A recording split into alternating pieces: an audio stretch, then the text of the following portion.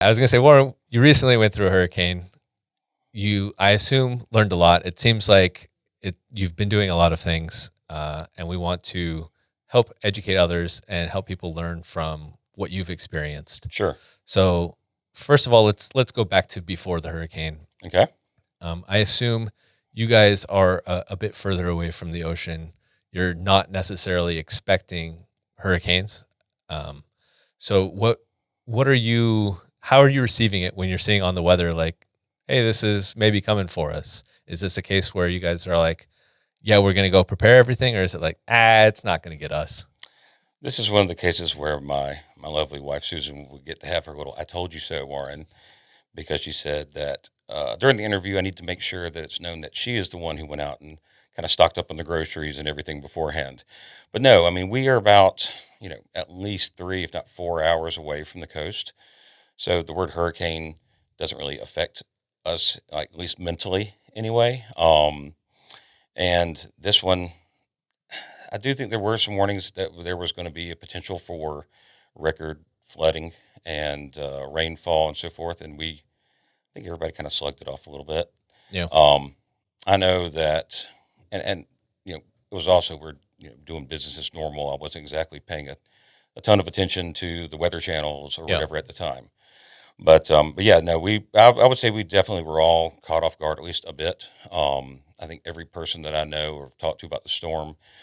So we're in Spartanburg, South Carolina. Like I said, 4 hours inland, more or less, from the coast. Yeah. Everyone's like, this is the worst storm damage we have ever seen. We were all caught off guard, at least in that sense. I can give more, but I have a feeling your other questions might bring up some of the stuff, and I don't want to repeat myself too much. Okay. So you mentioned that your wife had suggested at least she went out and got groceries and stuff. Is there any like other prep that you did, or was it just completely like, Well, okay, so it doesn't here? I actually just happened to pick up a few extra groceries on the way home as well. But that was kind of more like me thinking that we might be low on milk, sort of type groceries. But as far as coming through, they were expecting high winds. So preparation for me personally was kind of just sort of batten down the hatches at the house, drop the umbrella or whatever on the patio sort of thing. Yeah. Making sure some of the stuff wasn't going to be, my kids' toys were going to go blow away because they were expecting, I think, sustained winds of about 35 miles an hour with gusts reaching like 65 plus miles an hour. Yeah. Now, you want me personally or the company? And now I need to know about the company. Okay. Well, on the equipment side, not so much, making sure everything was in that would necessarily needed to be. But we do equipment as well as, like tents, events, party rental.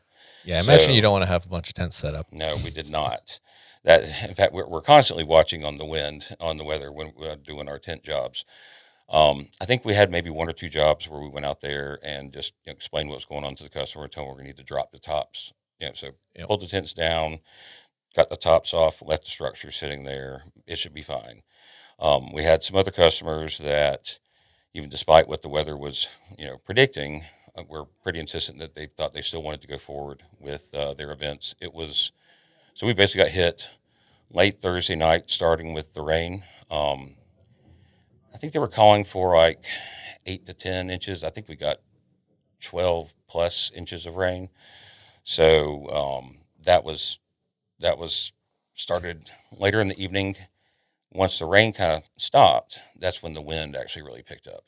Yeah. And the wind was pretty severe. And the customers and ourselves even didn't fully expect it to be that bad.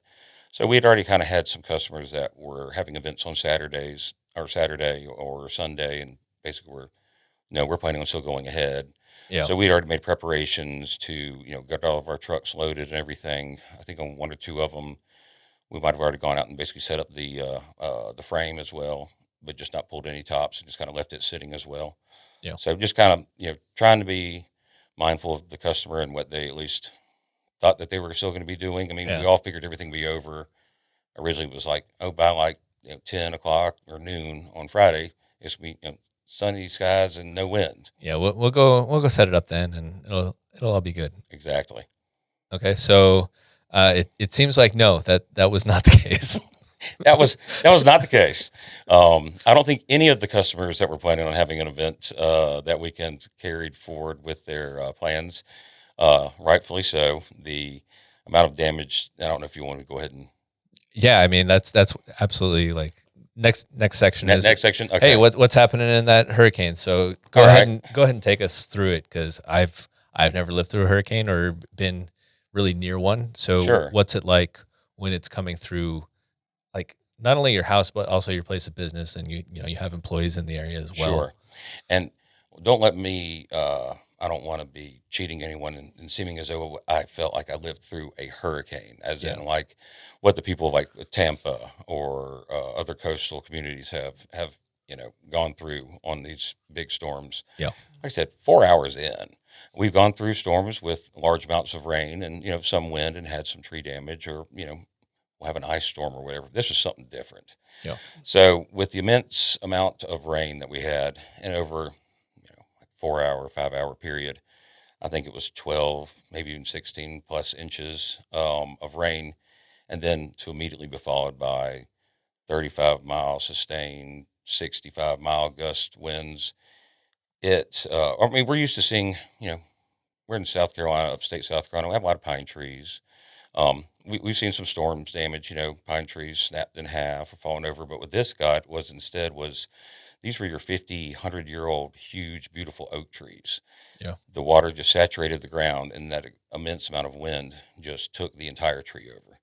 There's just yeah, the root ball and everything, and it just fell down. So I got out about somewhere between 8 or 9 o'clock in the morning. I actually got to the point where it seemed like it was kind of slowing down enough that it would be okay to venture out. yeah, The rain had stopped. The majority of the really severe wind had kind of settled down. Started walking outside, kind of checking in on neighbors and so forth. And you just hear this like crack, crack, crack. And off in the distance, you just see the top of a tree just go, just drop. There was, let's see here, I'm 4 houses in from the road that leads into my neighborhood. mhm, And there were 6 trees, you know, that size or bigger between my house and the road that leads into the neighborhood that you could not get around. yeah, Um, I actually, oh, I know you're gonna ask about with the store and everything else. I kind of get into that later, but we just basically started off was getting up, kind of assessing the damage at your own house. We were yeah, very fortunate. I think we lost like 4 or 6 trees. I've got some kind of on the back end of my lot that's a lot more wooded that I thought it was one. We had some people kind of help clean up a little bit of it for us, and it's actually like 6 back there. I yeah, mean, I noticed that where I tried to do like the COVID garden, and it was just a little bit too shady. Now all of a sudden there was a lot of sunlight yeah, through there. Had one that my parents lived next door.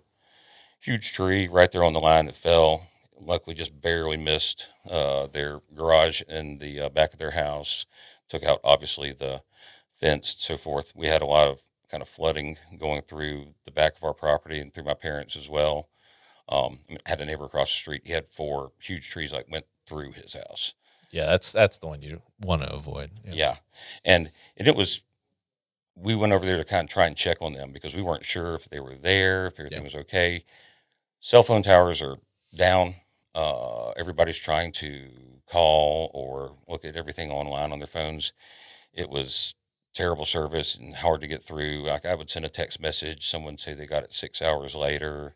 yeah, Um, so we went over there and it was a little hairy because you could still, I mean, it was still windy and there were still trees falling all through the neighborhood. And, you got to be mindful and be safe for yourself too. But we were able to get down there. They had actually had a split level and they were like a downstairs bedroom. And we were able to kind of knock on the window down there. But they had 4 trees go through their house. No power lines all over the roads, snap power poles, yeah. you name it. I was gonna say, so at what point does it like convert in your mind from like let's make sure everyone is okay to oh we got to do something to help everyone else out? Because Yeah, I mean, especially I know I hadn't really thought about like rental stores before joining this industry, but it's like clearly like rental plays a pretty big role in cleanup oh, and helping absolutely. take care of everyone. I mean, I think your first initial thing is, taking care of yourself and your family, making sure that everyone's okay and safe. Yep. They kind of, it's sort of like a radius that sort of expands out. Yeah. You everyone's okay where you are. You start kind of venturing out a little bit. You know, are your neighbors okay? If you can get through to some of your family members, obviously you want to make sure that they're okay.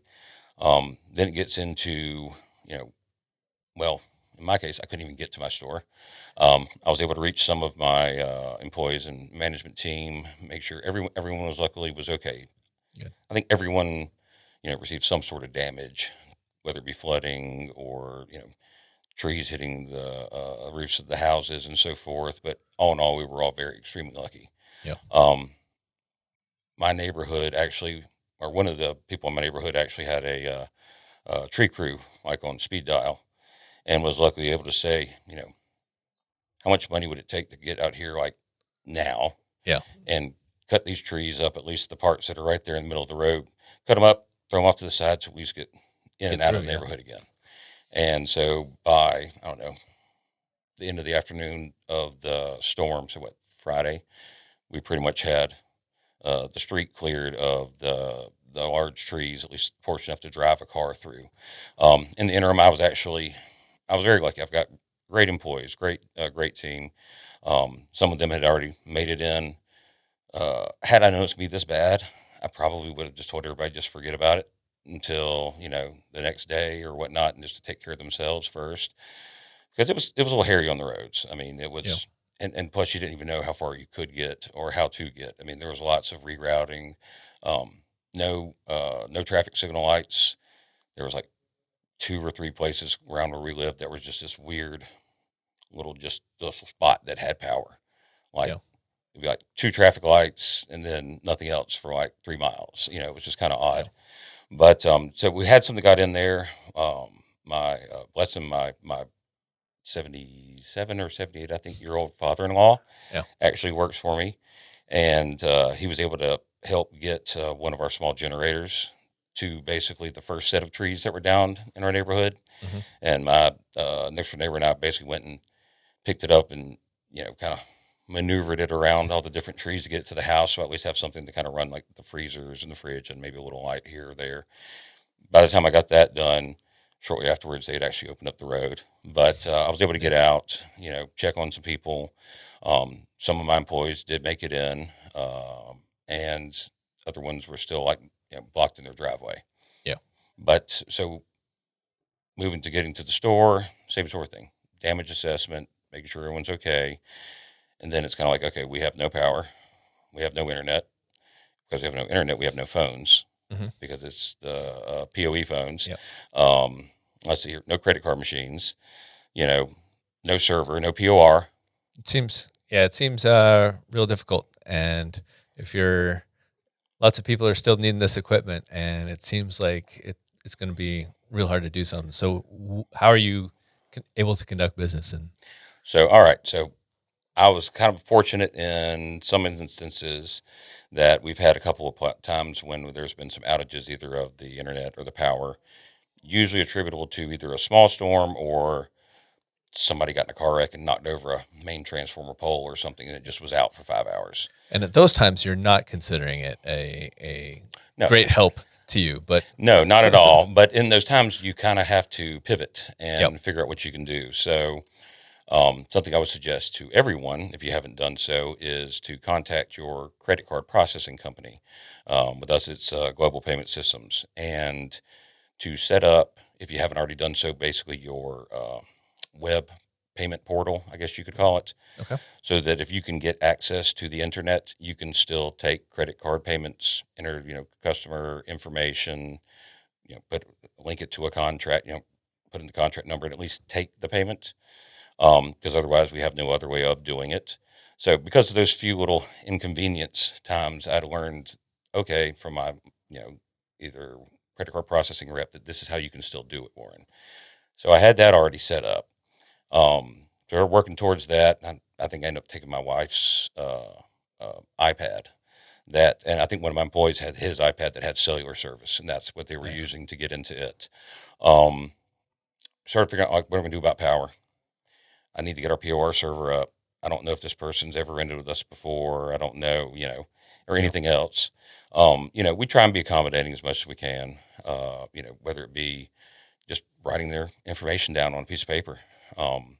we can't give them a real full quote on what we think it is. Luckily, I've got some all-star staff at my counter that my guy Avery. I say, Avery, how much is this? He's like, oh, that's $339. Like, really? He's like, oh yeah. So he's a whiz with numbers, so he could probably tell most people they're asking how much is this item. But that first day, Friday, surprisingly enough, did not really see much as far as customer traffic. Now, same point in time, they might have been trying to call us. Yeah. We have no phones or anything else. Another thing that I did not have set up, but kind of came through with my event manager, had the idea of, hey, Warren, why don't we get like one of the Cricket wireless burner phones, more or less, and prepaid phone, and get it for like a month, and we'll just have all the calls, call one of my IT companies and say, hey, I want you to forward all calls to this phone number. Because I didn't want to go through adding on another phone, everything else. So we did that. It was perfect. Had a Cricket wireless store up the street from us. And this was a couple of days after. Yeah. But they were open 45 minutes early back at my store with a phone, and we were able to set it up, start receiving phone calls. But the first day, I think we had people come in for some pumps, maybe like a shop vac or something like that, 1 or 2 generators, 3 generators. That first day, though, was really kind of about, my people, my team. We pretty much got rid of all of our generators, like smaller generators that we had, by giving it to our employees so that they could run their refrigerators and so forth, and, help out their own families and so forth. Yeah. It didn't take long. We didn't have a whole lot of generators then. I now have a little over 100 sitting at my store, which I'm sure I'll get to. But yeah, we'll be fully stocked for that part for the next storm. Yeah, I was going to say overheard a conversation earlier in the conference where you're saying like, I got a lot of extra generators. So I got a great relationship with one of our account reps over at Great Northern Equipments, and I knew even on Saturday that he would take my call. And I basically bought out what they had left on a lot of the generators that they had at Great Northern. And the only bad thing about it is that just how we were affected, so was the freight company. And ultimately their, end terminal where the generators were going to go lost power, and hence they could not access paperwork for anyone's deliveries. And as I found out after going over there a couple of times with trucks and trailers to see if we could get the generators, that they couldn't do the paperwork. Because they couldn't do the paperwork, they weren't able to actually unload and process any of the shipments. So they got delayed by about 5 days or so. And by then, our line crews did a great job, and a good percentage of our community had already either had power or gone out and found alternative generators somewhere else. Yep. So, I did have a lot more generators than I was expecting to have at this time. We just had Milton come through, if need be. I would head that way with some of the generators if need be. But I think we'll be able to figure out something.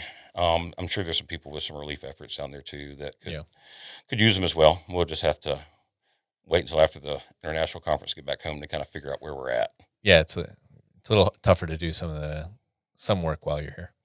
Oh yeah. Okay. I also have seen you fairly active on the Facebook groups. I don't check in that much on Facebook, but I do check in every once in a while. And Warren, just a bunch of posts on there. Good or bad. Working with people, trying to get help to people after this. So can you talk about just kind of the rental community and going through the groups and like what's been helpful to you? Sure. So fast forward a few days on the point where we've, regained power. And clearly internet because AT&T hotspots. I actually bought 3 AT&T hotspots and also ordered 2 Starlink systems during this, because remember, I also don't have power. My parents don't have power, as well as my store. Yeah. And you have all these groceries that you need to take care of. I do. I have to. Oh, and kind of a checklist for people. I know you want to get there. You want to go ahead and, I was going to say, we'll get there in the next one. All right. But fast forward a little bit on that. We're at least able to kind of tread water and do what we need to do. Yeah. One of my staff, I believe, kind of sent me a text or a photo of a posting on Facebook. The bunch of volunteers basically were taking donations up to Asheville. So the storm was very weird. We got lots of rain, then lots of wind, tons of downed trees. It just did tons and tons of damage. Not as much of the flooding. Obviously, there were some places, but our neighboring state over there in North Carolina, Mhm. in the mountainous areas, a lot of these towns near these small, beautiful, serene streams, Yeah. it just became it's terrible disaster. The amount of the flooding that they had, was it Chimney Rock, like gone pretty much up there Yeah. around Lake Lure. It was just kind of washed away. A lot of the infrastructure has been damaged, but there's a lot of flooding damage. Some of them actually even had power back relatively quickly, but there's a lot of places up there they're still without water, like Yeah. Asheville, um, Marshall, North Carolina is one I've been working with trying to help them. But either way, it was a call for help on disaster relief. And so I started talking to the person at the post, got involved with the individuals that were kind of running it, themselves. It was not, there was no super like structure as Yeah. far as the leadership or management, but just had some people that cared and wanted to help. And so this was in Greenville, downtown airport. It started off with like a happy helicopter tour company. They were running helicopter tours. They quit that and went into running necessary Supplies. supplies Yeah. because you couldn't get up into Asheville at the time. Yeah. And I mean, I think they had some of the maybe the National Guard or whatnot, but they were running helicopters, planes to the similar. I think it was the downtown airport over there in Asheville and some other areas. I think one person basically volunteered their Gulfstream to fill up with necessary supplies to have it flown up there. But I think the media kind of caught wind of it, and then also social media too. I mean, we went out there. I mean, they had 300, 400 volunteers. It's kind of this awesome sort Yeah. of thing. I asked for some of my guys to help me go and pick up. I reached out to some of my contacts, some local companies, got like medical supplies, bought a couple pallets of water, put some of that stuff in our trucks to drive it up there. And I was also trying to, like Centos, I think donated 1 or 2 pallets of face masks. I'd heard that the local hospital in Asheville was dangerously low on gloves and face Yeah. masks. So I've got some of that stuff and some other items. I think I donated a bunch of my like hand sanitizer stands that I had left over Yeah. from COVID, as well as some, brought some coolers of ice and other things up there. Ran it up there, and I'd already been kind of in discussions with the people that were running it, but went up there, got to see them in person, see the operation. It was just kind of like, how can I help? Yeah. Um, so I'm the president of the area for South Carolina, Yep. and between that, I'm a pretty outgoing person, Yeah. a little outspoken probably at times on the Facebook groups. So I've made a lot of connections with different people over time, and kind of started reaching out to a few of them. I'm gonna tell you, like Sunbelt has been amazing as far as trying to get either whether it be generators or a mobile command center or uh, uh, uh, water truck Yeah. to people that like they're kind of like these are our top need items. It was never even a hesitation. It was just like, what do you need? And where do you need it? And United Rentals and their reliable site services with all the volunteers. At one point in time, they were without power, and I think everyone was going into a plane hangar and using the restroom in the dark with their phones as flashlights. Some of the local companies donating their time, their vehicles for transporting goods once they got the roads opened up beyond with needing just basically to airdrop supplies. Yeah. And they were coordinating like who needs supplies and where, and then sending the trucks to this place or to that place. Worked with them a while. Eventually, the roads got cleaned up, and the airport has to actually do normal business and stuff as well. Yeah. Kind of transferred some of those efforts to some other locations. I got hooked up with a guy, Kevin, that owns, I think it's Nano. Stead, Nanostead, is kind of like Homestead, Hmm. builder up there who basically, similar sort of thing. He basically kind of organized donations and everything, other efforts in Marshall, North Carolina. They were completely flooded. I mean, their entire downtown was under 8, 10 feet of water. So we have down trees, Asheville and other places in North Carolina. They've got 6, 8 inches of mud Yeah. in the streets, in their businesses, in their homes. The ones that didn't wash away, Yeah. roads taken out, everything else. I mean, it's a different kind of damage, but I think there was a lot. I think everyone was pretty much okay, and not really so much loss of life in my area. North Carolina, unfortunately, was a very different story. Yeah. There were several. I don't know how many the toll is now, but people that lost their lives, and it's just very sad. And it's just you want to help, and we're close by, and I have the ability to kind of leverage some of my connections that I've had over time to say, hey, can you help with this? And so that's kind of where I went into with that, was just seeing how I could help. Uh, and, when I took my guys up there, I was like, what do you guys think? He's like, man, I feel like I did something important. Yeah, I was gonna say I mean, it's definitely a weird feeling when it's like, oh wow, these people need so much more help, and it's like I'm glad I could be of some help, but Absolutely. it I mean, feels even still, it's like it's not enough. Wish I could do yeah. more. And everything's so appreciated. When you put in their truck, all these volunteers are all like clapping and cheering and saying thank you. Yeah, It was pretty cool. Actually, it was very cool. yeah. And I mean, one thing that I've kind of always wondered on these things is like, obviously, for a couple weeks after it, there's definitely a lot of attention on it. Mm. But it feels like if you have like, a foot of mud over the street and you have all this stuff, like how is it? It's been like a few weeks now, right? Yeah.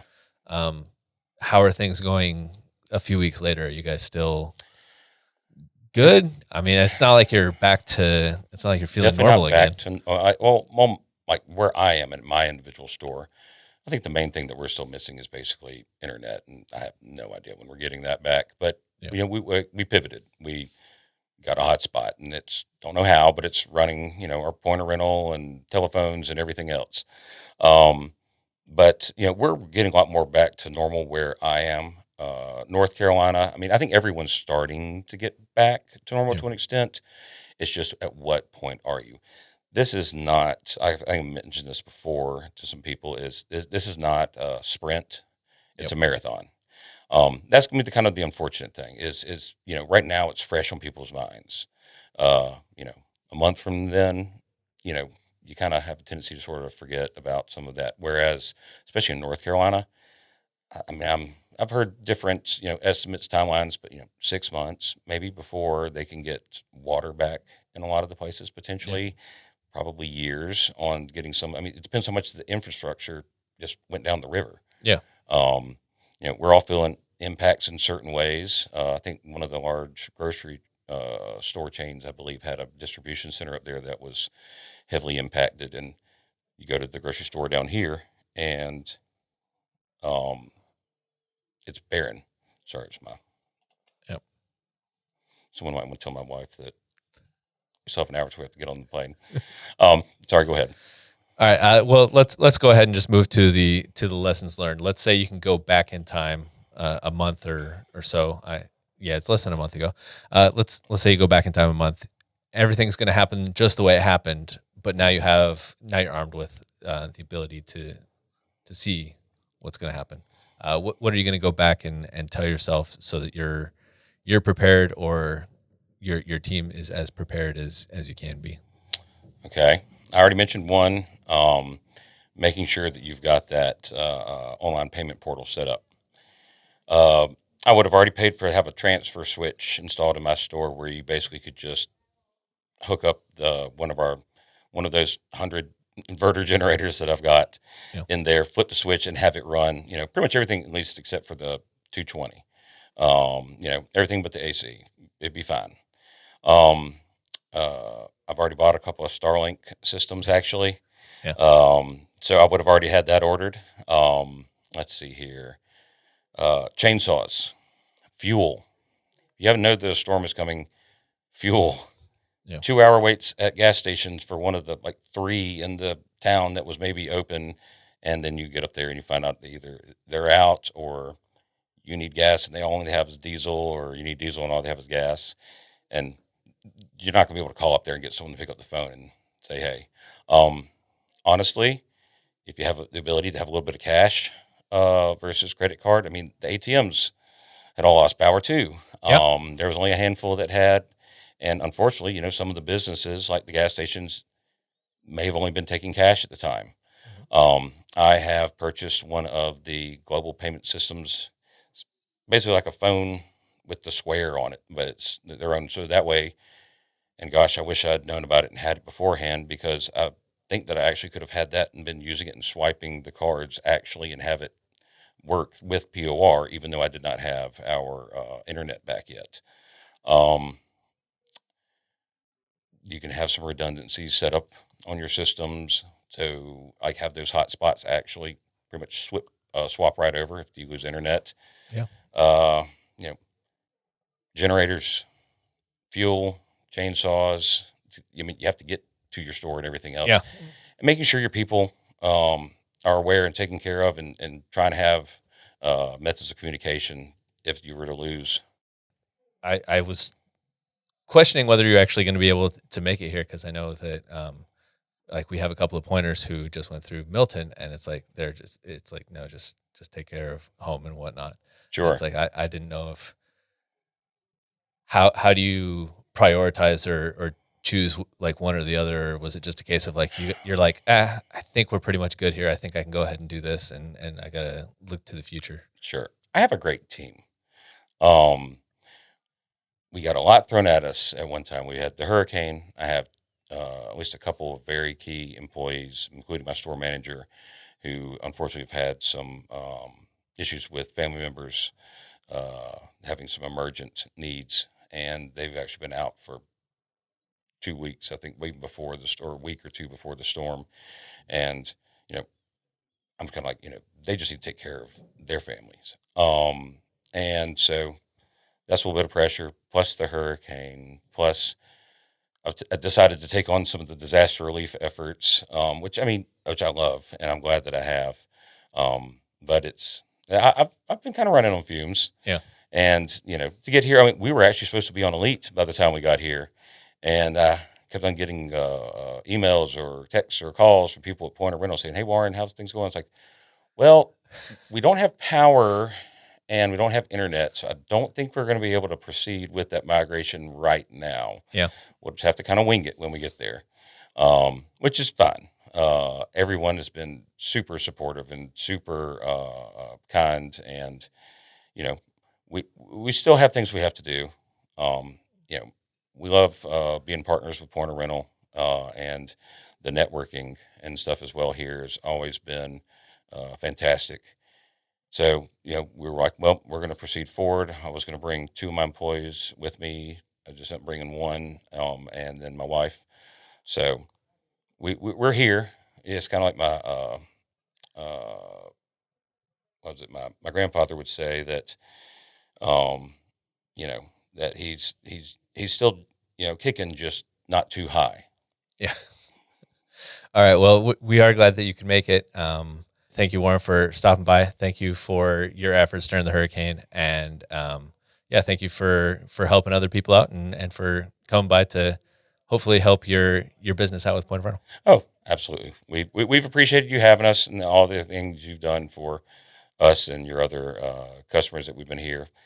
Learned a good bit. I wish we caught up on some sleep, but unfortunately, the learning and the networking, and dealing with everything else from afar doesn't always play well with that. So I think when I get home, I'm going to crash for about 15 hours if I can. All right. I appreciate it. Sorry that we had to kind of run. I know we're kind of pushed on time to get to the airplane. Yep. No problem. You have a good one. Appreciate you, brother. All right. Appreciate you too.